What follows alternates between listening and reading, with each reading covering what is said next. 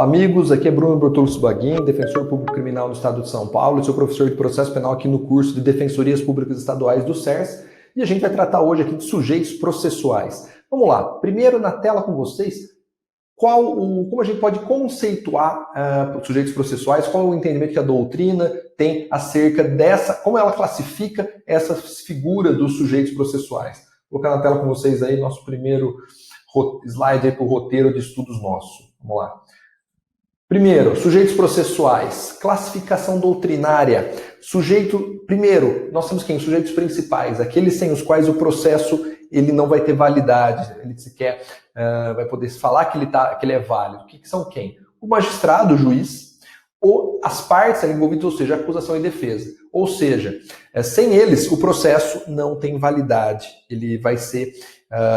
não existe uma relação processual válida. Nós temos que ter, primeiro, o juiz, o magistrado, a acusação, que no caso vai ser ou o querelante ou o Ministério Público, e o acusado. Esses são os sujeitos principais do processo. Sujeitos outros que não são principais, que são quem? Os sujeitos secundários, que são pessoas que podem vir a intervir no processo, mas cuja ausência não afeta a validade do processo. Ou seja, acende acusação, terceiros interessados. Essas pessoas podem eventualmente vir a intervir no processo criminal, mas a ausência dessas pessoas não afeta a validade do processo, porque elas não são sujeitos essenciais, são sujeitos secundários no processo criminal. Então, acende acusação, pode ter intervenção no acende acusação? Pode, mas ele é um sujeito secundário do processo. Observação, que a gente sempre é importante, poxa, Bruno, mas os serventuários da justiça, etc.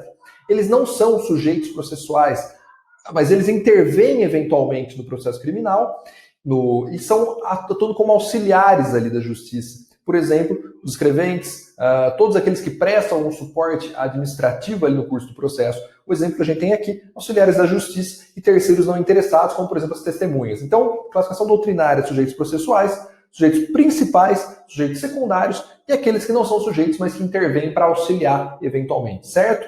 Vamos lá, vamos seguindo aí. Juiz. Vamos começar por ele. Juiz. Quem é o juiz? É quem tem o poder dever de aplicar o direito objetivo. Essa figura é importante. O juiz ele começa ali por óbvio, né? A pessoa quem vai ser direcionada à pretensão acusatória, a pessoa que vai definir, decidir sobre aquele conflito que lhe foi trazido, é quem tem o poder dever de aplicar o direito objetivo ao caso concreto. E mais, ele tem o dever de atuar com imparcialidade, postando-se de forma equidistante em relação às partes. Lembrem-se, a imparcialidade, que a gente tratou disso lá em princípios, é um pressuposto de validade do processo. Se o juiz não for imparcial, nós não temos um processo penal válido. Então ele tem o dever de atuar com imparcialidade, postando-se de forma equidistante em relação às partes. E ele tem também, mais do que o dever, junto com o poder dever de aplicar o direito objetivo, ele deve zelar pelos direitos individuais e pelas garantias processuais do acusado. Quem é o acusado? Nada mais é que uma pessoa inocente que está ali sendo acusada, uma pessoa presumidamente inocente. É inocente. A presunção que existe no processo penal, como a gente já falou em outras aulas, é a presunção de inocência. E ele vai decidir acerca do conflito existente entre a pretensão punitiva estatal e o direito do acusado à sua liberdade, porque afinal de contas a pretensão punitiva, em regra, vai estar colocando sob ameaça a liberdade daquele indivíduo. Então o objetivo do juiz não é condenar ou combater o suposto criminoso. A gente cansou de falar disso na parte, quando falou de princípios, cansou de falar disso quando diz que o juiz, em que condenação e absolvição são equivalentes axiológicos, ou seja, não importa o resultado, mas desde que o juiz atue, respeite, faça valer as regras do processo criminal. Então o objetivo do juiz não é condenar ou combater os supostos criminosos, da mesma forma que não é absolver a pessoa que está ali sendo acusada do crime, mas sim julgar conforme as regras do processo penal e as regras, os princípios previstos na Constituição e nos tratados de direitos humanos. Mas vamos lá. Quais são as atribuições do magistrado? A gente vai falar quais são as atribuições do juiz. O que nós temos? Atribuições, a doutrina classifica como jurisdicionais e atribuições administrativas, relativas, por exemplo, ao próprio poder de polícia durante a audiência. O artigo 251 do Código de Processo Penal traz essa previsão. Em que sentido? Ao juiz incumbirá prover a regularidade do processo e manter a ordem no curso dos respectivos atos, podendo, para tal fim, requisitar a força pública. Então, a atribuição do magistrado, poder de polícia dentro das suas atribuições administrativas. E as jurisdicionais, por óbvio, são aquelas relativas a decisões no processo, né? Que ele vai estar ali decidindo, pedidos eles são apresentados, deliberando nesse sentido e assim por diante. Mas vamos lá. Garantias do magistrado: vitaliciedade, inamovibilidade e irredutibilidade de subsídios. O que significa isso? O juiz não vai poder perder seu cargo senão por sentença transitada em julgado. Tem uma sentença judicial decretando a perda do cargo. Inamovível: você não pode retirar o magistrado da sua comarca e do seu juízo, inclusive. Essa inamovibilidade não teria sentido se você falasse nela unicamente como sendo uma garantia de ficar na cidade. Porque você, de repente, teria um juiz criminal numa determinada vara, interesses escusos querem que esse juiz saia de lá, ele é removido para vara cível, quando na verdade. Então a inamovibilidade não é só na comarca em que o magistrado se encontra, mas também no juízo que ele integra, que ele ocupa. Então ele é o juiz titular da terceira vara criminal de tal comarca. Ele é o juiz, ele é inamovível dentro daquela vara. E eu diria até mais, pensando como garantia, não se pode também se falar em modificação da atribuição daquela vara. A inamovibilidade estaria incluída, inclusive, estaria incluída a atribuição daquela vara. Não poderia ser suprimida, vamos pensar assim. Mas isso é uma discussão que não imagino que vai cair na prova de defensoria pública, mas é bom sempre saber as discussões que tem em volta sobre a inamovibilidade. E também irredutibilidade de subsídio, ou seja, ele não vai poder ter ali, sofrer como sanção, eventualmente, é mais uma garantia do magistrado. Claro, eventualmente uma suspensão, ele toma uma punição administrativa que de alguma forma ele não vai trabalhar, essa suspensão aplica-se, fica sem remuneração, como funciona? Mas, em regra, a irredutibilidade de subsídio, certo? Mas só as garantias principais do magistrado. Daí, não à toa, tem todas essas garantias, ele tem o dever, tudo isso facilita, tudo isso para quê? Para que ele possa, com segurança, atuar com imparcialidade, tá bom? Mas vamos lá, seguindo adiante aí. Próximo item na tela com vocês.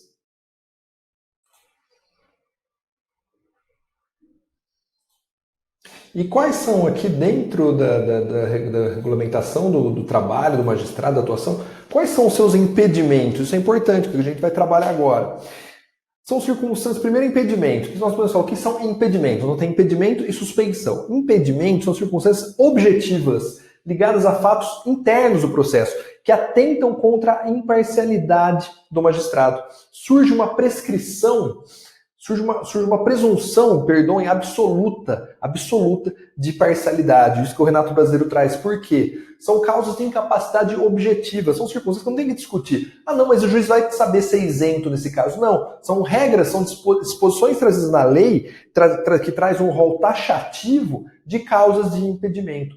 O ato praticado pelo juiz impedido é mais do que nulo, ele é um ato inexistente, isso é importante. O ato do juiz suspeito, ele pode ser declarado nulo. O ato do juiz impedido é um ato inexistente, porque é um vício mais grave disso, ele não poderia estar judicando ele de forma alguma. Então é um vício grave.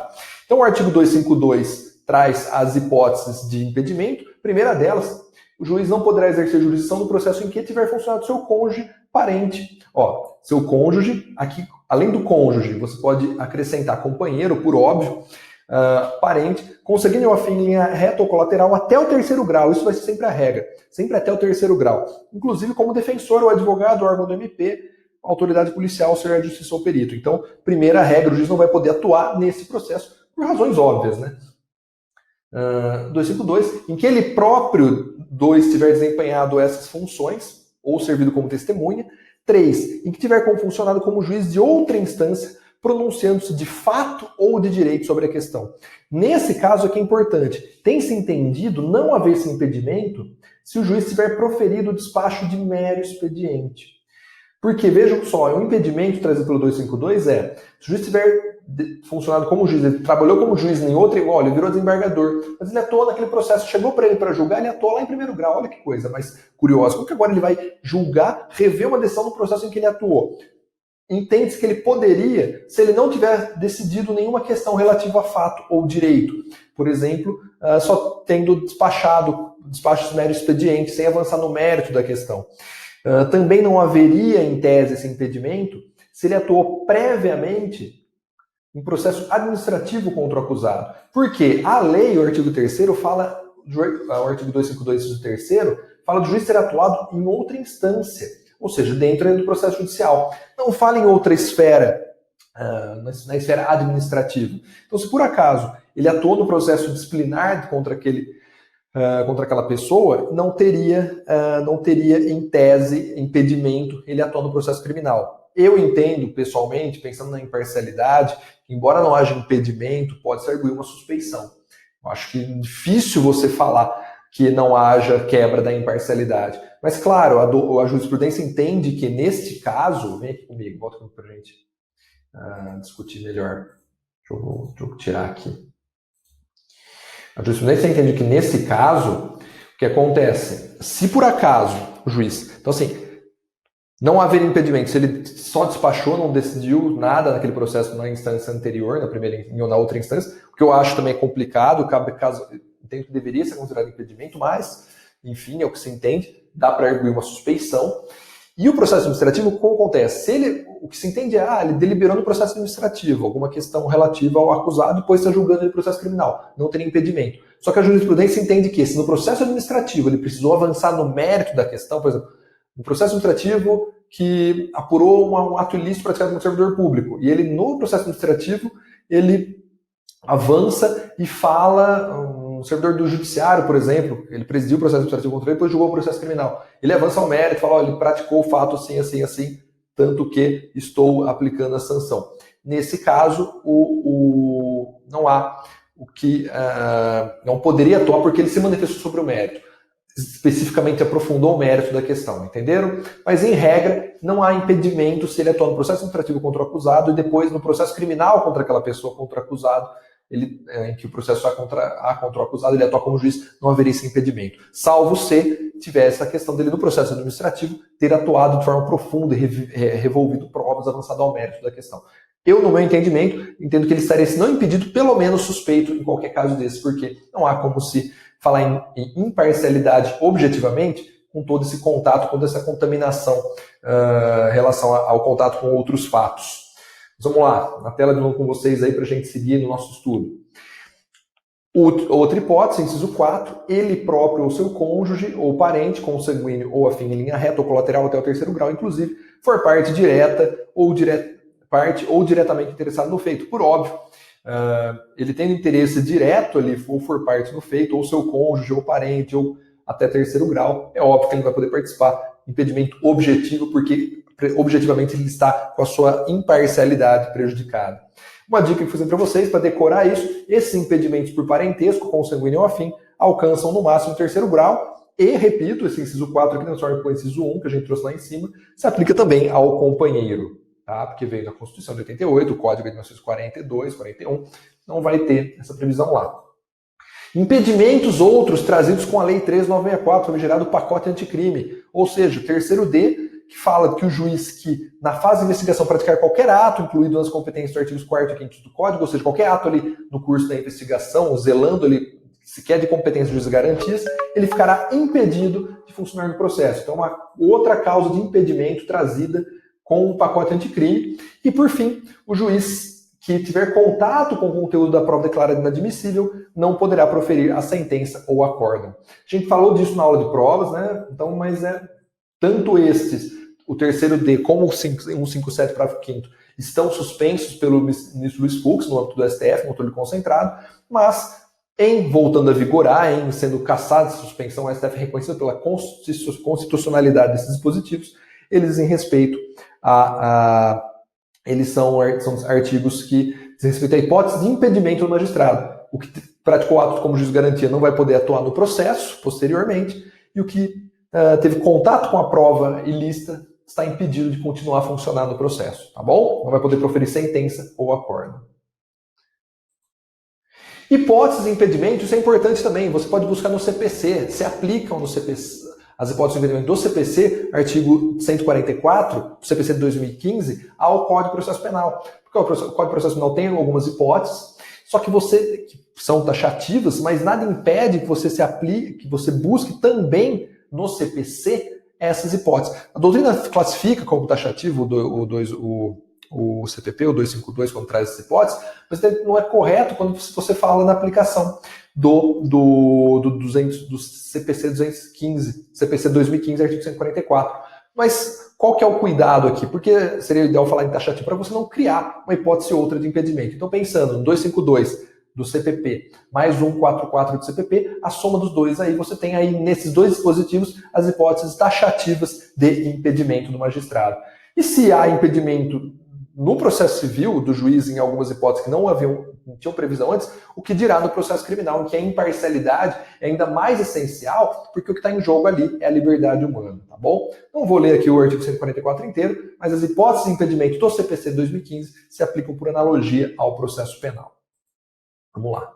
Você vai estudar processo civil, sabe que você está estudando também processo penal quando for ver as hipóteses de impedimento.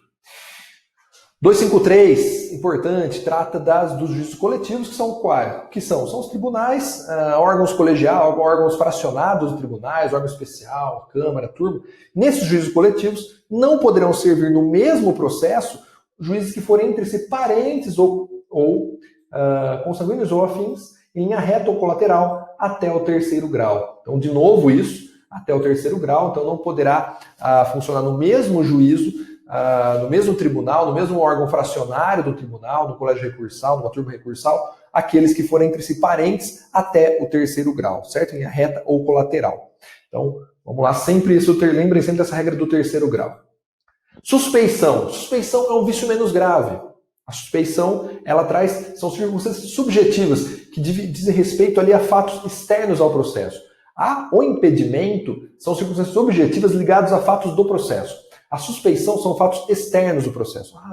Uma amizade ali comprometedora com uma das partes, um ódio, um inimigo capital, são coisas estranhas ao processo e que trazem incapacidade subjetiva ao juiz. Tá? Então, lembrando isso aqui, os causas de impedimento, o impedimento são circunstâncias objetivas ligadas a fatos internos do processo, fatos ligados ao processo em si. A suspeição são fatos externos e são circunstâncias subjetivas, ligadas ali ao magistrado, a sua subjetividade, e são causas de incapacidade subjetiva do juiz. E deve-se entender nesse caso o que nós temos aqui? Nulidade absoluta. Porque a suspeição do magistrado ele está no 564, inciso 1 do CPP. A gente vai tratar disso quando falar de nulidade. E o 572 ele menciona lá quais daquelas hipóteses 564 podem ser consideradas nulidades relativas, que são sanáveis, ou se convalidam, vamos pensar assim. Sempre lembrando nossa crítica à ideia de nulidade relativa no processo criminal, mas enfim, a gente vai falar disso no momento oportuno. Como o 572 não faz menção ao 5641, o Renato Brasileiro entende, e outros autores também, que a suspeição é uma causa de nulidade absoluta. Então, reconhecer a suspeição num juízo, a causa de nulidade absoluta. Por exemplo, um juiz... A gente vai falar das causas aqui, vamos lá. A gente queria já falar, vamos esperar um pouquinho. Quais são as hipóteses de suspeição? Como elas são fatos externos ao processo, que dizem respeito, às vezes, até a própria vida pessoal do magistrado, algum fato que não há como prever tudo que pode acontecer, nós entendemos que o rol do 254 é um rol exemplificativo. Vamos lá, vamos começar a falar um por um deles aqui. Na tela com vocês aí. Pera aí que tá. Aqui, vamos lá. O juiz, primeira coisa, o juiz dar-se-á por suspeito. Primeiro, o juiz tem que se dar por suspeito, certo? O juiz deve se dar por suspeito. Ele não se reconhece. Se não ele fizer, ele vai ser recusado pelas partes. Em quais hipóteses? Se for inimigo íntimo ou capital de qualquer deles. De quem? Das partes. Das partes. Não do advogado da parte. Não do ministério, não do defensor público. Ele tem que, se ele for inimigo íntimo ou capital de qualquer das partes. Então, inimigo capital do réu, por exemplo, ali, ele não pode não pode atuar, é suspeito. E esse sentimento deve partir do juiz. Se, por exemplo, o réu é inimigo do juiz, só que não há uma recíproca, o juiz não tem nada contra ele, esse sentimento do réu em relação ao juiz não impede que o juiz julgue, o juiz não está suspeito por isso. Então, o sentimento gerador da suspeição deve partir do juiz, certo? Do juiz. E se seu cônjuge, ascendente ou descendente, estiver respondendo ao processo por fato análogo, sobre cujo caráter criminoso haja controvérsia, ou seja, incluído aqui o companheiro, o juiz, o cônjuge dele, ou o companheiro, o ascendente ou descendente, eles estão respondendo ao processo criminal por mesmo fato está apurando ali. Por exemplo, está aqui sendo julgado um processo embriaguez ao volante. Está se discutindo se o bafômetro, se os testes de bafômetro se o bafômetro tem que estar calibrado ou não. o cônjuge dele, a esposa do magistrado, a companheira do magistrado está respondendo o mesmo processo em outra vara. A decisão dele ali pode, de repente, falar, não, realmente precisava ter bafômetro, porque o bafômetro tem que estar calibrado em tal período, senão não é válida a prova. Pode refletir, gerar algum precedente favorável à esposa dele. Então, por isso que há uma controvérsia sobre o fato, sobre o caráter criminoso daquele fato, decorrente da análise da validade ali do exame de bafômetro, do etilômetro. Então, nesse caso, se seu cônjuge, ascendente ou descendente, vai responder o processo por fato análogo, ou seja, por mesmo fato, cujo caráter criminoso haja controvérsia, ele deve se dar por suspeito ou sua suspeição pode ser, ele pode ser recusado pelas partes. 3. Se seu cônjuge ou companheiro, já coloquei agora aqui, ou parente, consanguíneo ou afim, de até terceiro grau, de novo, hein, a gente tem terceiro grau aqui, inclusive sustentar demanda ou responder a processo que tenha de ser julgado por qualquer das partes. Novamente, chega-se no máximo ao terceiro grau. Então, mais um impedimento. Então, ele, o cônjuge, o companheiro, o parente, consanguíneo ou afim até terceiro grau, tiver um processo, uma demanda ou responder a processo que tenha de ser julgado por qualquer das partes. Então, percebe que tem ali uma promiscuidade aí de vontades envolvida ali. É importante que o juiz se dê por suspeito. Percebam que a suspeição ela não é um requisito absoluto, né? Então ela não é algo absoluto. Demanda uma arguição ali, demanda que seja identificado. São hipóteses menos graves que o impedimento, mas tanto que o juiz pode se declarar ou então o juiz deve ser recusado. O que é importante? CPP 254, inciso 4. Será suspeito o juiz se considerado suspeito ou, se não fizer, poderá ser recusado se tiver aconselhado qualquer das partes. Um exemplo, eu achei pessoalmente que nunca veria um exemplo tão claro disso. Um exemplo claro disso foi o que aconteceu na famigerada Vaza Jato, né, quando veio à tona troca de mensagem entre o magistrado que era responsável pelos processos da 13ª Vara Federal de Curitiba e os membros do Ministério Público Federal. Um magistrado dando dicas, indicando, falou, role tal testemunha, faça tal coisa, solte tal coisa na imprensa. Obviamente o magistrado aconselhou uma das partes. Ele está, portanto, suspeito, deve ser recusado. E essa suspeição, reconhecida essa suspeição, os atos por ele praticados são nulos, absolutamente nulos, conforme a gente falou lá atrás. Então, se o juiz aconselhou qualquer das partes, ele deve se dar por suspeito. For credor ou devedor, tutor ou curador de qualquer das partes, for sócio, acionista ou administrador de sociedade interessada no processo. Cuidado aqui com os 254 e 6, tem todo um regramento se o magistrado pode ou não ser sócio, né? Sócio majoritário, administrador de empresa ou não. Não sei, não vou entrar nesse mérito, mas cuidado, então tem que ser lido esse inciso 6 do 254 com base nesse regramento atual do que pode ou não o magistrado ser na esfera privada em relação a empresas, né?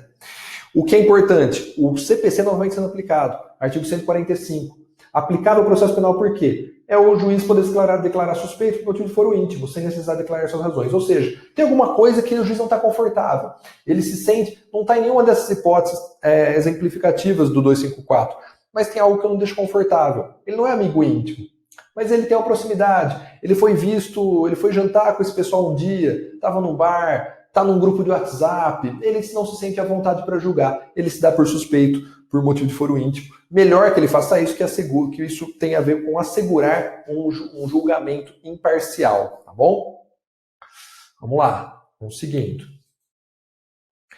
O impedimento ou suspeição decorrente, olha que interessante isso. O impedimento ou suspeição decorrente de parentesco por afinidade cessa pela dissolução do casamento, em que ele tiver dado causa. Então, assim, era casado, cessou o impedimento.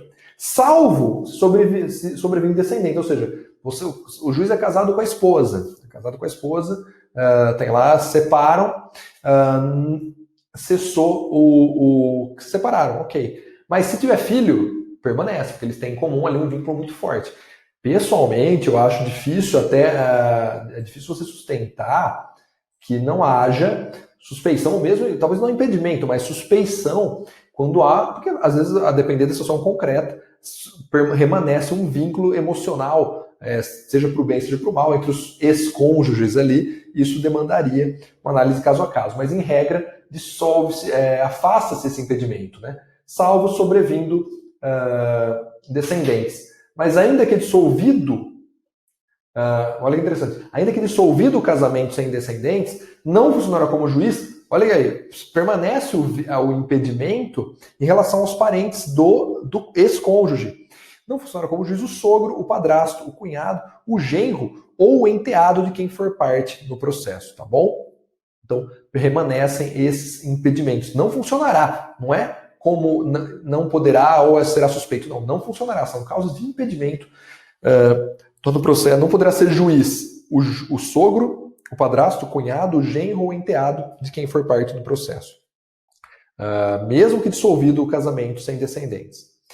Então, importante isso. E lembrando que o casamento se aplica também a essa ideia. A gente pode puxar esse raciocínio da cessação do impedimento de suspeição quando a dissolução também da união estável.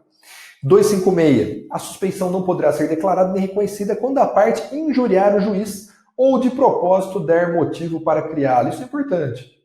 Isso é importantíssimo. Por quê? Lembrem que quando diz lá em cima que o sentimento de suspeição deve ser... ele tem partir do juiz. Isso aqui, ou seja, não adianta se a parte não gosta do juiz, eu sou inimigo dele. Se o juiz não tiver nada contra ele, não há suspeição. Por isso que a suspeição não vai ser declarada quando a parte injuriar o juiz de propósito. Ele vai lá, ataca o juiz na audiência, ou ataca o juiz em rede social para tentar criar uma hipótese de suspeição. Não poderá ser declarada, justamente para evitar que a pessoa se beneficie da sua própria torpeza, tentando excluir o magistrado ali da jurisdição ali, daquele local, daquele processo em que está sendo analisado. Então, lembrem, amigo íntimo e inimigo capital, esse sentimento tem que partir do juiz. Se o juiz for inimigo, se o juiz for amigo íntimo, ele dá por suspeito. Agora, se é o contrário, a parte se vê como inimiga dele, a parte se vê como amiga íntima, isso é irrelevante, tanto é irrelevante que não se declarará suspeição, ainda que a parte injurie o juiz. Claro, caso a caso, temos que pensar, injuria de forma grave. O cara esfaqueou o juiz é vítima de um crime de homicídio. É óbvio que ele não pode julgar aquele que tentou matá-lo. Tem que ter uma temperança que tem que ser analisado com calma esse dispositivo. Mas vamos seguindo aí. Entramos agora para finalizar o bloco no Ministério Público. Ministério Público, outro dos sujeitos do processo, integra o polo e a acusação. O Ministério Público, artigo 257, cabe a ele promover privativamente a ação penal pública. Ele é o titular privativo da ação penal pública, como a gente viu na nossa aula de ação penal, na forma estabelecida neste código, e é ele que compete a fiscalização da execução da lei, ou seja, o MP como custos legis. O Ministério Público, olha que interessante, 258 traz os impedimentos de atuação do Ministério Público. Os órgãos do MP não funcionarão nos processos em que o juiz ou qualquer das partes for seu cônjuge, por óbvio, companheiro, ou parente consanguíneo afim, em linha reta ou colateral, até o terceiro grau. Novamente, essa limitação do terceiro grau. E aí eles se estendem, no que lhes for aplicável, as prescrições relativas à suspeição e aos impedimentos dos juízes. Novamente, quanto ao parentesco, ao máximo até o terceiro grau. Então, por óbvio, a gente não pode pensar que o Ministério Público, é importante que o Ministério Público tenha também esse mesmo regramento no que tange a suspeição e impedimento, o mesmo regramento trazido pelos magistrados, né? Porque nós não podemos pensar num promotor atuando de forma impedida. É claro que a gente vai falar um pouco sobre a questão da imparcialidade da atuação do Ministério Público, mas ele tem que ser analisado também tem que ter esse cuidado, tem esses impedimentos, tem as hipóteses de suspeição que vão ser analisadas, as mesmas que se aplicam aos magistrados. Por quê? Para que ele não beneficie ou não prejudique, para que ele não se veja numa situação desconfortável de ter que denunciar uma pessoa com quem ele tem vínculo. Também isso, para que ele possa atuar dentro do possível com o máximo de imparcialidade, ou melhor, até de impessoalidade em relação àquela pessoa que ele está denunciando ou investigando, tá bom? Vamos lá. Princípios institucionais do MP. Unidade, indivisibilidade, princípio do promotor natural, que tem dentro da indivisibilidade, independência funcional. Vou ler rapidamente por cima aqui, a gente fala depois um a um deles no começo do próximo bloco. E quais são as garantias primeiro em cima, os princípios institucionais do MP, da instituição do Ministério Público, unidade, indivisibilidade, independência funcional, e as garantias dos membros, vitaliciedade, inamovibilidade, irredutibilidade de subsídios. Então, da mesma forma que as mesmas garantias previstas para os magistrados, tá bom? Mas vamos encerrar o bloco aqui. No próximo bloco a gente segue tratando detalhadamente de cada uma dessas garantias e princípios. Muito obrigado. Olá, amigos. Continuamos aqui com a nossa aula sobre sujeitos processuais. E na aula, no fim do último bloco, a gente tratava das garantias e princípios do Ministério Público. Na tela com vocês, vamos falar de cada um deles um pouco aí. Vamos lá. Princípios institucionais do Ministério Público. Primeiro deles, unidade. O que significa isso? O Ministério Público é uno. O que ele tem são divisões funcionais, mas o Ministério Público é uno. Nós temos um Ministério Público, uma instituição. Ah, mas o Ministério Público Federal tem o Ministério Público da União, o Ministério da União tem o Ministério Público Federal, o Ministério Público do Trabalho, mas nós temos o Ministério Público, com divisões funcionais. Aí vai se discutir se você poderia falar com o Ministério Público Federal, o Ministério Público Estadual, quem defende aqui, mas são únicos, são. Nós temos o Ministério Público, com o Ministério Público Federal, com sua esfera de competência, o Ministério Público Estadual, com sua esfera de competência, são divisões funcionais, esfera de atribuição. Indivisibilidade, o que significa isso? O que significa que ele é indivisível? Qualquer promotor pode ser substituído por outro promotor para atuar necessário, porque ele não é uma instituição una, ele é uno, ele é indivisível, ou seja, cada promotor fala por todo o Ministério Público, ele representa o Ministério Público. Os promotores representam, não representam, eles representam. Cada Ministério Promotor, ele é a instituição falando, tanto que é possível que um membro substitua o outro dentro da mesma função, sem que com isso haja qualquer disparidade. Por isso, indivisibilidade. Então, unidade, indivisibilidade. Aí vem a discussão sobre o princípio do promotor natural, que se aplica ao processo penal, porque sempre se fala em promotor natural, juiz natural, nós estamos falando de regras democráticas. O princípio do promotor natural é importante que ele seja aplicado porque você define claramente quem é o responsável por aquele fato. Nós temos a promotoria criminal tal que vai atuar naquele processo criminal. Então, o promotor natural é o titular daquela promotoria, sem prejuízo dele ser eventualmente auxiliado por grupos de apoio. A jurisprudência entende que não há, e a doutrina que não há ofensa ao princípio do promotor natural, a existência de grupos especializados para dar suporte para um promotor que atue, que seja titular daquela vara, por exemplo, daquela promotoria que atua perante aquela vara ou com aquelas atribuições. Mas o princípio do promotor natural, ele tem densidade democrática, é um princípio importante para a gente tratar aqui dentro da carreira do Ministério Público, dos promotores de justiça, procuradores da República. Independência funcional, ou seja, cada membro do Ministério Público, os promotores, os procuradores, eles têm autonomia de convicção, eles têm uma autonomia no que tange a sua atuação, o que fazer, eles não podem sofrer ingerência na sua atividade fim, naquilo que eles estão atuando, quando diz respeito à sua atuação nos processos, etc. Isso é independência funcional. Mas se é procurador-geral, ele não manda no procurador? Não, o procurador-geral, os procuradores gerais, por exemplo, eles definem questões administrativas dentro do Ministério Público, decidem questões administrativas do funcionamento da instituição. Mas a atuação dos processos por cada promotor, ele não tem poder e nem pode ter ingerência, porque cada promotor tem independência funcional. Os membros, garantias e vedações dos membros do Ministério Público. Vitaliciedade, não só para os magistrados, não podem perder o cargo, salvo por sentença transitada em julgado. E não movibilidade, especialmente para o Ministério Público é importante isso, para que ele não seja, o promotor possa atuar com liberdade na sua comarca ali. Então ele é inamovível dentro da comarca, então ele é titular da terceira promotoria de justiça em tal lugar. Não pode ser removido para a quarta, mas a mobilidade é só naquela cidade. Não, é naquele cargo. E repito, para que tenha efetiva validade essa garantia, é importante que seja também em relação às atribuições, que elas não possam ser suprimidas sem ali pelo menos o consentimento do promotor. Então, a inamovibilidade é no cargo e nas atribuições, e naquele cargo específico, não só na cidade, tá bom? A gente tem que sempre interpretar essas garantias com o máximo de eficiência, porque senão elas perdem sentido. Você pode manipular a inamovibilidade mudando a atribuição do promotor. O promotor criminal está dando trabalho ali para o poderoso da cidade, não pode tirar ele dali, tudo bem, a gente muda a atribuição dele para atribuição civil. Entenderam? Percebem como se você entender de forma pouco rígida, você abre espaço para esse tipo de manobra. Então, e outra garantia, irredutibilidade de subsídio. Mas vamos lá. O Ministério Público, ele é imparcial? Ele é um órgão imparcial? Porque eu penso que não. Correto se pensar ele como sendo imparcial, quando ele vai em juízo, ele busca alguma coisa. Ele está buscando a condenação. O que ele tem que agir é com impessoalidade, sem desenvolver uma sanha, algo para além da sua função na busca de uma condenação. Mas falar imparcial é difícil porque ele é parte. Quando você atribui a ele imparcialidade, você desequilibra também a função. E aí abre espaço para coisas como, por exemplo, a atuação do Ministério Público em segundo grau, dando pareceres, como custos legis, o Procurador de Justiça dá parecer na apelação.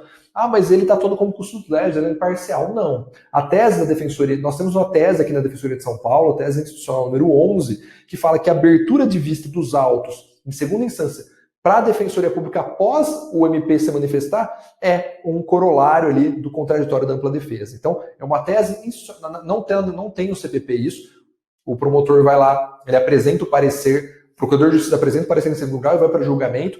Nós entendemos que tem que ser dado vista para a Defensoria, para a defesa também, para assegurar o contraditório da ampla defesa. Porque o entendimento que o Ministério Público é imparcial, nesse caso, e atua como custos legis, abre espaço para isso, para a acusação falar duas vezes. Ele contrarrasou a sua apelação e se manifesta depois antes do julgamento. Considerando que o Ministério Público é uno, o Ministério Público, a acusação está falando duas vezes depois de você, e você não está podendo se defender. Você, defesa, não está falando por último. Daí a importância dessa tese institucional número 11 da Defensoria Pública. E tanto é assim que na própria questão das sustentações orais, o STF entende que cabe ao Ministério Público, quando tem sustentação oral, falar primeiro, independentemente de quem seja o recurso. Especialmente quando ele for recorrente único. Mas o que se entende e para a defensoria é importante isso, numa sustentação oral, que o Ministério Público fale primeiro e a defesa fale por último. Ainda de recurso da defesa. Então, afastando essa ideia do Ministério Público como sendo imparcial, ele é parte. Mesmo atuando em segundo grau. Então, para a Defensoria Pública, pode tirar essa história de imparcialidade do Ministério Público, é querer demais, é dar muito crédito para uma instituição que não vai ser imparcial. Com todo respeito à instituição. Ela tem que buscar a impessoalidade, mas não dá para se falar em imparcialidade do Ministério Público, tanto que o STF entende que as sustentações orais, o Ministério Público tem que falar primeiro, o Procurador de Justiça que atua lá tem que falar primeiro, e a defesa falar depois. Vamos seguindo aí. Entramos agora nos outros sujeitos, o acusado e seu defensor. Quando que o indivíduo se torna acusado? Vamos lá, gente. Quando o indivíduo se torna acusado? Quando a denúncia é recebida. Está correndo a investigação, ele é investigado. Foi indiciar, o delegado teve certeza que ele é ali responsável pelo crime, tal. O delegado o indicia, ele se torna indiciado. O Ministério Público oferece denúncia. Até a denúncia ser recebida, ele não é acusado ainda. Você tem outras denominações, por exemplo, na lei de drogas, em que a denúncia é recebida depois da defesa preliminar, quando você vai fazer a defesa preliminar, o correto é tratar aquela pessoa não como acusado, porque não é acusado ainda, a denúncia foi recebida, mas sim, e também não é um mero investigado, trate-o como denunciado, mas o acusado se torna acusado com o recebimento da denúncia, que é quando se aperfeiçoa a relação processual penal, tá bom? Então, quando o indivíduo se torna acusado, com o recebimento da denúncia. E o inimputável pode ser acusado? Claro, a não ser que se trate de um inimputável menor de 18 anos, que pelo critério biológico ele não vai poder ser alvo de processo criminal, mas sim ele vai responder perante a Justiça da Infância e Juventude, pela vara da criança e infância, conforme o ECA, né, Instituto da Criança e Adolescente, o inimputável pode ser acusado. Então a inimputabilidade dele é pré-existente à prática do crime, identifica-se ali que ele tem a possibilidade de ter um distúrbio mental que pode trazer uma inimputabilidade, ele é denunciado, instaura-se um incidente e, dentro do processo, em se reconhecendo a sua inimputabilidade, o Ministério Público vai pedir a improcedência da demanda com a aplicação da medida de segurança, certo? Mas, em regra, salvo o inimputável por idade, que por óbvio responde perante o ECA, o inimputável por doença mental, por desenvolvimento mental insuficiente ou por algum distúrbio, ele pode ser sim acusado, ele pode ser denunciado, porque a única forma de se aplicar a ele a medida de segurança é por meio de processo criminal. Pessoa jurídica pode ser acusada? Discussão tem isso no direito penal, pode ser acusado sim, porque a Constituição o permite, desde que haja a dupla imputação, ou seja, você impute tanto a pessoa jurídica como ali a pessoa física responsável por aquela prática delituosa. Tem que ser uma dupla imputação, não basta que se impute unicamente a infração penal à pessoa jurídica, também necessário imputar se a pessoa física é responsável por aquela infração penal.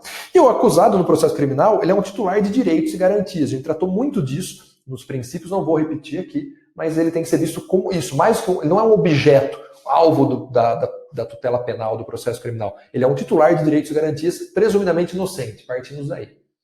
Vamos lá.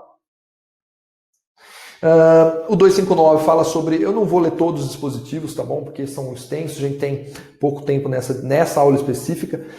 O 259 fala sobre a identificação do acusado. O 260 fala sobre o acusado, que aqui a gente falou disso quando a gente tratava de prova interrogatório. É importante isso aqui. O acusado não entenderá intimação por interrogatório, reconhecimento ou qualquer outro ato, poderá mandar reconduzi-lo à sua presença.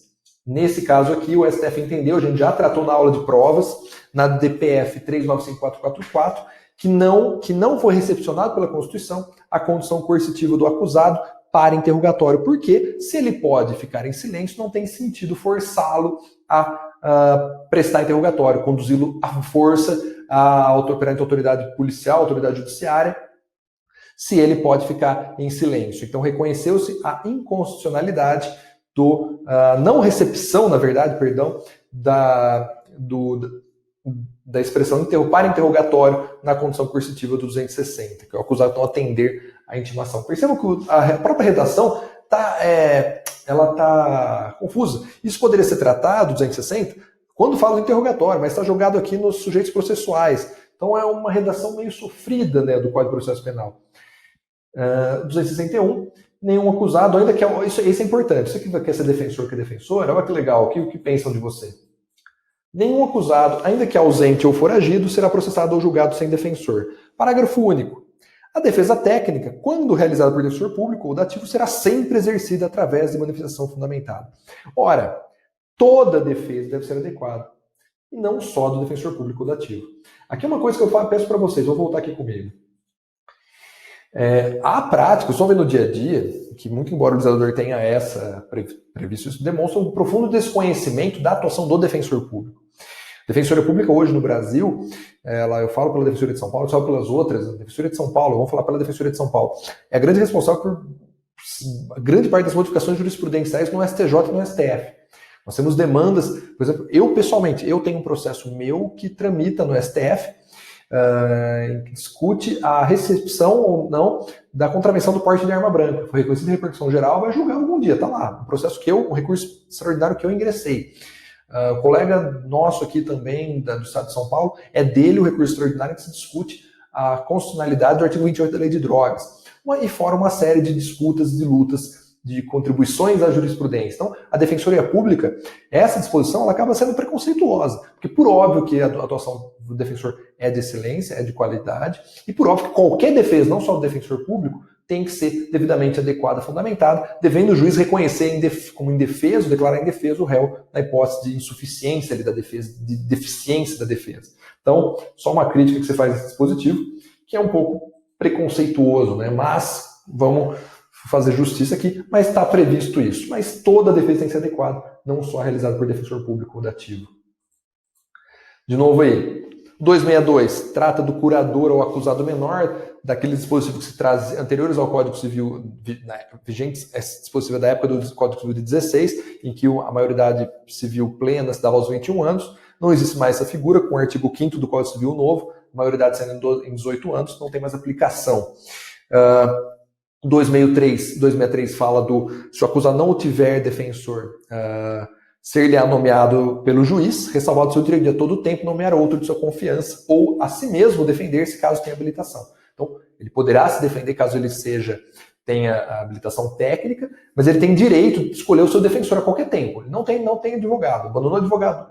Ele tinha advogado, desconstituiu o advogado. Vai para a Defensoria Pública o processo, onde há a Defensoria Pública. Mas a qualquer tempo ele pode constituir advogado de sua confiança, certo? Uma questão importante, o acusado que não for pobre será obrigado a pagar os honorários do defensor dativo arbitrados pelo juiz, e a questão dos honorários em razão da atuação da Defensoria Pública. Volta comigo, o que é isso aqui? A Defensoria Pública, nós temos que atuar, nós somos primordialmente voltados à tutela daqueles que não podem arcar, aqueles que são hipossuficientes do ponto de vista financeiro, econômico. Se o cidadão puder pagar advogado, o que tem que ser feito?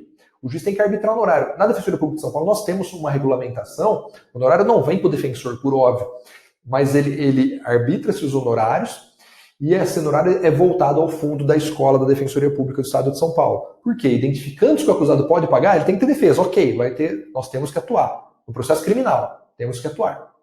Mas esse cidadão vai ter que pagar honorários para a instituição de Defensoria Pública. Então nós temos legislação no âmbito do Estado de São Paulo, regramento interno da Defensoria Pública, e temos aqui o CPP nos dando trazendo essa previsão no artigo 263, parágrafo único, tá bom? Então, no processo criminal, o cara não quero contratar advogado, tá com a Defensoria Pública, ok. Pode pagar advogado? Pode.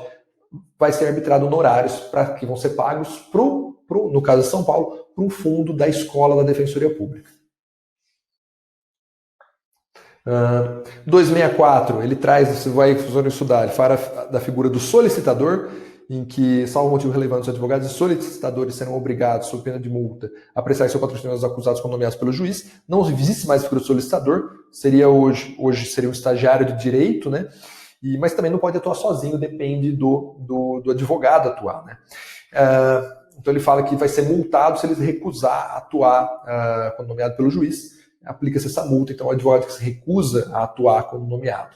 O 265 trata do abandono do processo pelo advogado, então se ele abandonar o processo, o defensor que fica genérico, então se aplicaria também ao defensor público. Se não por motivo imperioso, comunicado previamente ao juiz, sob pena de multa de 10 a 100 salários mínimos, sem prejuízo das demais sanções cabíveis. Olha que interessante isso aqui, tem uma questão interessante aqui, peraí, só um minutinho, vou colocar na tela para vocês. Aqui é bem interessante, porque o defensor fala do abandono do processo. Tem uma questão importante que da Defensoria Pública, quando o defensor for multado, segundo o STJ, quem tem que... deixa eu achar o número do recurso para vocês aqui. Quem tem que pagar a multa é a Defensoria Pública. Recurso e mandado de segurança 54183. Recurso e mandado de segurança 54183 no STJ.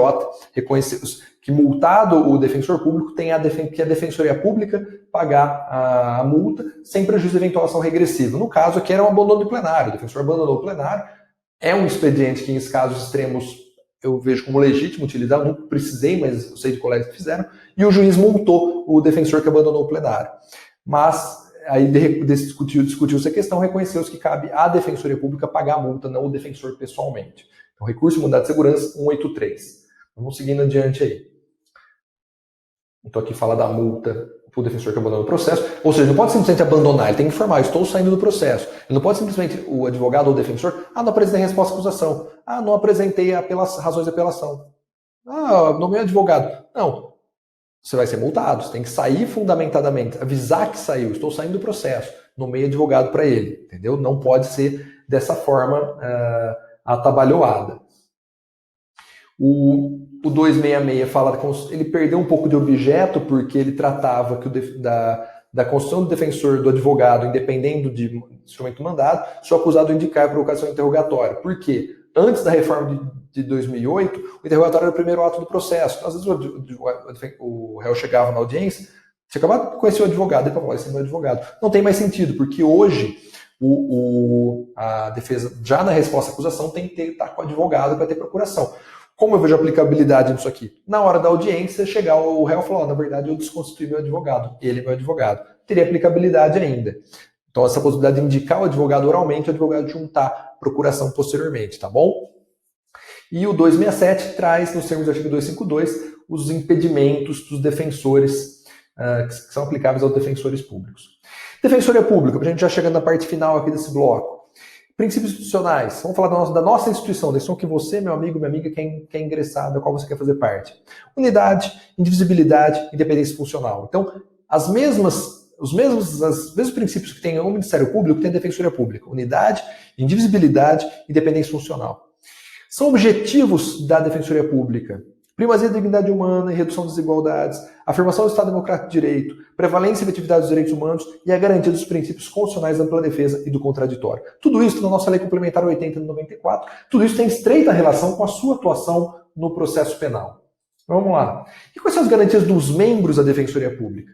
Independência funcional no desempenho das suas funções, ou seja, no processo criminal você está ali atuando. com independência funcional. O defensor geral não pode se meter na sua atribuição. Um subdefensor geral não pode se meter. O coordenador regional da sua unidade não pode se meter no seu trabalho. Inamovibilidade, irredutibilidade de vencimentos e a estabilidade na carreira. Nós não temos, enquanto defensores públicos, a vitaliciedade. Tá? Nós temos estabilidade, que é diferente, que pode gerar demissão após um processo administrativo. Então é uma garantia, o ideal seria que tivesse uma vitaliciedade, porque por muitas vezes você se vê em situações complicadas. Nada impede que algum dia um defensor possa ser perseguido dentro de uma carreira por uma determinada atuação. Considerando as responsabilidades do cargo e que o Ministério Público e a Magistratura tem vitaliciedade, eu entendo que seria importante que também fosse uma garantia dos membros. Mas, infelizmente, por hora, nós temos meramente a estabilidade, que é a mesma do funcionalismo dos funcionários públicos em geral. Vamos lá. Prerrogativas. Eu separei algumas prerrogativas ligadas ao processo penal. Quais? Intimação pessoal dos atos e decisões, vista pessoal dos processos fora dos cartórios, secretarias, ressalvadas vedações legais, prazo em dobro, fundamental isso. Examinar em qualquer repartição pública, autos e flagrantes, inquérito ou processo, asseguradas cópias, etc. Comunicar-se pessoal reservadamente com seus assistidos, ainda quando esses se acharem presos ou detidos, mesmo incomunicados. Lembrando que comunicabilidade não tem cabimento, mas imagine uma situação dessa. Tendo livre ingresso em estabelecimentos policiais, prisionais, internação, independentemente de prévio agendamento. O que significa isso? Você pode chegar no presídio e querer entrar, você não precisa agendar a sua visita. É prerrogativa sua ingressar a qualquer momento. Para quê? Para que você possa fiscalizar adequadamente. Está acontecendo uma violação de direitos humanos numa cadeia pública, no estabelecimento prisional, numa unidade de internação, você não vai avisar antes. Falou, estou indo aí fiscalizar, ok? Claro, vai ter visitas de rotina, às vezes você avisa, conversar com a parte administrativa, não estou fazendo, não tem problema, mas uma visita destinada a identificar violações, é primordial que ela ocorra de surpresa. Daí a prerrogativa de poder chegar a qualquer momento. Eu já participei de inspeções em hospital psiquiátrico, presídio, cadeia pública, e é imprescindível que você chegue de surpresa, porque daí as pessoas não conseguem preparar ou corrigir ou esconder o que tem ali de errado, tá bom? Daí essa prerrogativa de poder ingressar em qualquer desses estabelecimentos sem prévio agendamento. Outras, manifestar-se em autos administrativos ou judiciais por meio de cota, ou seja, cota manual, uma cota. Ou no computador, ou seja, abre-se vista, se você peticionar, excelentíssimo juiz, abriu ali a vista e escreve por cota. Requisitar de autoridade pública ou dos agentes exames, certidões, perícias, vistorias, diligências, processos, documentos, informações, esclarecimentos e providências necessárias às suas atribuições. Dispensa de mandato. Então você não precisa de procuração como defensor público, salvo quando a lei exija poderes especiais. Por exemplo, no processo criminal, quando a lei exige poderes especiais? Para apresentar exceção de suspeição, a gente falou sobre isso na aula das exceções, e para queixa-crime, que precisa de uma procuração especial, com poderes especiais para definir. Então, salvo quando a lei exigir poderes especiais, o defensor público está dispensado de procuração. Atuação no processo criminal, em regra, pelo acusado, você não precisa de procuração, tá bom? Ela decorre da sua própria investidura no cargo. Ter o mesmo tratamento reservado a magistrados e demais titulares dos cargos das funções essenciais de justiça. O que significa isso? No júri, é importante que você tenha, por exemplo, que você possa ficar no mesmo plano que o Ministério Público. Inclusive tem previsão específica na Lei Complementar 80 de estar no mesmo plano que o Ministério Público, mas aqui também é um dos fundamentos. Ser tratado com o mesmo respeito que essas instituições, dentro da liturgia. Eu acho pessoalmente bobeira, excelência e tal, mas é uma prerrogativa do cargo, não é sua, é do cargo, ser tratado. Então, um ofício por escrito, o defensor público vai ser Vossa Excelência, assim como o magistrado é Vossa Excelência, o juiz, o defensor também, defensor e defensora também, é excelência, excelentíssima, excelentíssima, por força de lei. Ser ouvido como testemunho em qualquer processo ou procedimento em dia, hora e local previamente ajustados com a autoridade competente. Ou seja, como testemunha, você pode ter aquelas mesmas prerrogativas do CPP, previstas por algumas autoridades, de ser ouvida em dia, dia, hora e local previamente ajustados. Ofendido e assento de acusação é outra parte que a gente vai trabalhar aqui. O ofendido como titular do bem jurídico lesado. Como sujeito do processo, aqui nós temos então o ofendido como titular do bem jurídico lesado, que ele pode figurar tanto como querelante na ação penal privada, em legitimação extraordinária, já que postula em nome próprio interesse alheio, pretensão punitiva que segue sendo do Estado. Então, quando ele está como querelante, ele está atuando como legitimado extraordinário, porque a pretensão punitiva é do Estado ainda. Ele só está atuando ali em nome próprio, postulando interesse alheio. Ou como assistente de acusação, que é o ofendido, ou seu representante legal, ou cônjuge, ascendente, descendente, irmão e companheiro, cônjuge põe companheiro junto, que se habilita na ação penal pública. Então, assistente de acusação é o ofendido que se habilita na ação penal pública, certo? Então, ele pode atuar como querelante na ação penal privada ou como assistente de acusação, desde que habilitado na ação penal pública. Em ambos os casos, assistido por defesa técnica, defensor público ou advogado. Então, lembrando, assistente de acusação só na ação penal pública. Então, em todos os termos da ação penal pública, poderá intervir como assistente do Ministério Público o ofendido ou seu representante legal, ou na falta aqueles lá, o cônjuge, assistente, descendente, irmão ou companheiro. O assistente é quem? É o ofendido, ou o seu sucessor, o representante legal, ou aquelas pessoas, e não o advogado. Assistente de acusação é o próprio ofendido, não o seu defensor. Isso tem que ficar muito claro, porque às vezes há essa confusão na legislação. Não se admite a intervenção do assistente na fase de investigação e prevalece que só se admite se a infração penal possui um sujeito passivo determinado. Ou seja, não adianta, não tem um ofendido, não tem uma vítima determinada. Quem é o ofendido? Há um crime contra a saúde pública, não tem um ofendido determinado. Não se admite assistente de acusação, eu quero ajudar a condenar o traficante. Não tem essa possibilidade. Tem que ter um sujeito passivo determinado. E o assistente, como a gente falou lá em cima, é parte secundária do processo, não parte necessária. Mas sempre isso, o assistente de acusação é o ofendido. Não se confunde com o seu defensor ou advogado.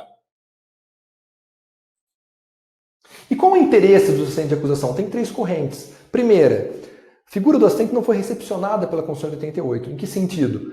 Com a Constituição trazendo o titular da ação penal como sendo o Ministério Público, entende-se que a ele compete tocar a ação penal pública e não podendo ter intervenção do particular. Isso estimularia, inclusive, a vingança. Essa corrente é minoritária. Uma segunda corrente, que chega a ser predominante por muito tempo, entende que o assistente de acusação, o interesse dele é patrimonial na ação civil ex delito. Só que esse entendimento está sendo superado por um terceiro entendimento que diz que não é só patrimonial, mas também há um interesse numa condenação justa, em ver o direito ser adequadamente aplicado naquele caso que ele foi vítima, ele ou um parente seu. Não só patrimonial, porque o dever de indenizar ele surge da própria condenação. Se ele não intervir na ação penal, do mesmo jeito vai surgir o dever de indenizar. Nada impede que ele ingresse com a ação civil ex delito. Então não seria um interesse meramente patrimonial, mas também um interesse em uma condenação justa, em uma justa aplicação do direito, uma resposta ali àquele crime de que ele foi vítima, tá bom? Então acho que essa corrente é a corrente mais adequada, que supera a ideia do mero interesse patrimonial. A primeira figura da não recepção não tem sentido, porque estaria negando à vítima, na contramão do que vem sendo feito no direito, a participação ali no processo criminal. Vamos lá. Jurisprudência admite que o assistente possa recorrer de sentença condenatória buscando a majoração da pena, mesmo sem recurso do MP. Então o assistente pode recorrer, mesmo que o MP não recorra. E o assistente será admitido enquanto não passar em julgada a sentença. Então, não tendo transitado em julgada a sentença ainda, pode entrar o assistente, mas ele vai receber a causa do estado em que se achar. Tá bom? Então, ele pode entrar até o trânsito julgado do processo de conhecimento, mas recebe a causa da forma em que ela se encontrar. E o assistente, como eu já disse, ele pode recorrer de sentença, mesmo da sentença condenatória, para aumentar a pena se o MP não recorrer. Ele tem um interesse recursal autônomo em relação ao Ministério Público, além de poder arrazoar o recurso do Ministério Público e assim por diante. Ele deve ser assistido por defensor público ou advogado, porque ele precisa de alguém que tenha capacidade postulatória, porque o assistente em si, em regra, não tem, a não ser que ele seja advogado também. Admite-se a habilitação do poder público como assistente de acusação. Exemplos: artigo 80 do Código de Defesa do Consumidor e o artigo 2º, parágrafo 1º daquele decreto 20167, que trata de crimes praticados por prefeito. E o corréu no mesmo processo não poderá intervir como assistente do Ministério Público. Por óbvio, em 2 réus no processo não pode um deles ser assistente do Ministério Público contra o outro réu, tá bom? Porque ele tem interesses conflitantes envolvidos aí. Pode produzir prova, o assistente, pode fazer tudo isso. Pode o Ministério Público se opor à admissão do assistente? Qual é o entendimento? Ele só pode opor questões formais. O assistente não tem advogado, o assistente não é legitimado, ele não é o ofendido, ele não é representante legal do ofendido. só questões formais. Ele não pode avançar na questão, não pode se opor ao assistente, ao ingresso do assistente, por questões de mérito. Por exemplo, eu não preciso do assistente, não acho conveniente. Não, só questões formais. O Ministério Público só pode se opor ao ingresso do assistente unicamente por questões formais. E do despacho, que admitir ou não assistente, não caberá recurso, devendo, entretanto, constar dos autos pedido de decisão. Entende-se a doutrina, vem entendendo que cabe mandado de segurança. Por quê? Com base no artigo 5º, inciso 2 da Lei 2016 de 2009. Por quê? Que cabe mandado de segurança quando não couber recurso com efeito suspensivo. Ora, não cabendo recurso contra a admissão ou não do assistente, a contrário senso, caberia mandado de segurança, tá bom? Então vamos lá. Depois, para a gente finalizar, não vou entrar nesse estudo porque não são sujeitos de processo, mas nós temos os serventuários da justiça, que são auxiliares do processo, que auxiliam os sujeitos processuais. Vocês vão ter isso no artigo 274 em diante do CPP. Lembrando que se aplicam as prescrições de suspeição dos juízes, que se estendem aos serventuários e funcionários da justiça, no que lhes for aplicável, tá bom? Aí trata dos peritos, intérpretes e assim por diante. Então, gente, o que eu poderia falar aqui com vocês, então, sobre sujeitos de processo, acho que a gente finalizou. Agradeço aí o estudo de vocês, peço desculpa, a gente correu porque o nosso tempo era pequeno aqui nessa disciplina, mas bons estudos, meus amigos e minhas amigas, e até a próxima.